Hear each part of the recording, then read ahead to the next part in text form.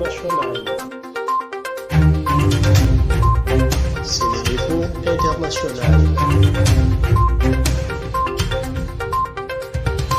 abonné leen ci suñu chaîne YouTube ngir jot saa su nekk ay xibaar yu wér te wóor aju ci réew mi ak ci bitim réew. SeneInfo.net. Internautes de SeneInfo.net et SeneInfo International, bonjour, bienvenue au résumé de l'actualité de ce mardi 20 juillet 2021. D'abord, l'actualité nationale. Comme annoncé, les Sénégalais réunis autour de la coordination des musulmans du Sénégal ont célébré l'Aïd el-Kabir ce jour. Ils sont ainsi en phase avec l'Arabie Saoudite et d'autres pays d'Afrique et du monde. Cependant, la majeure partie des musulmans du Sénégal va fêter la Tabaski demain mercredi 21 juillet.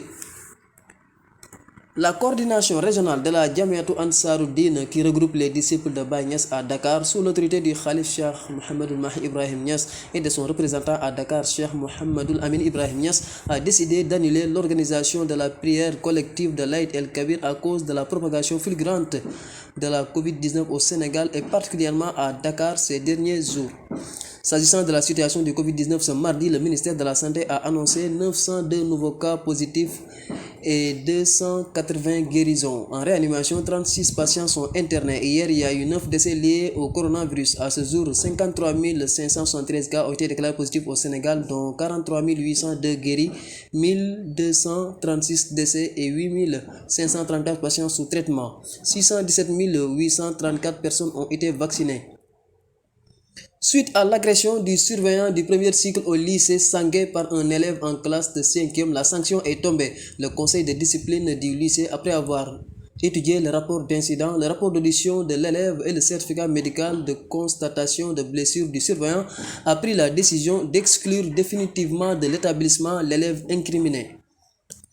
En Afrique, une tentative d'assassinat a visé ce mardi 20 juillet Assimi Goïta, le colonel devenu aujourd'hui président de transition. Une attaque au couteau déjouée de justesse à la grande mosquée de Bamako alors qu'il assistait à la prière de l'Aïd el-Kabir, la fête du sacrifice. Les agresseurs, 2 jeunes gens, ont été arrêtés.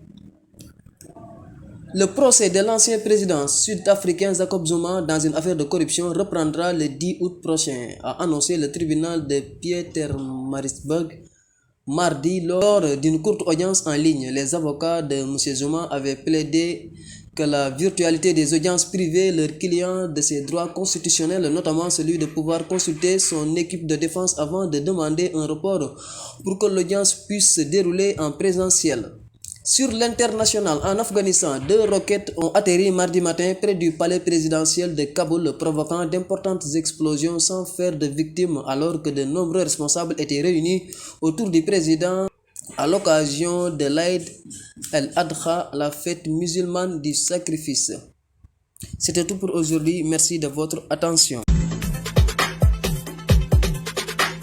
askanu Sénégal ak bitim réew seen groupe d'information bi di SeneInfo International ubbil na leen ay buntam ci www.seninfo.net ngir ngeen di mën di am bépp xeetu xibaar ca ba mu jotee ci ay anam yu wóor moo xam xibaaru politique la ci wàllu culture bi cosaan ak aada xibaaru tàggat yaram xibaaru diine ak lépp lu xew ci àdduna bi mën ngeen a abonné wu ci YouTube bu SeneInfo International ngir xam li xew ci seen réew ak fépp ci àdduna bi. Seen groupe d'information SeneInfo International ndimbalu askan wi moo ko tax a jóg.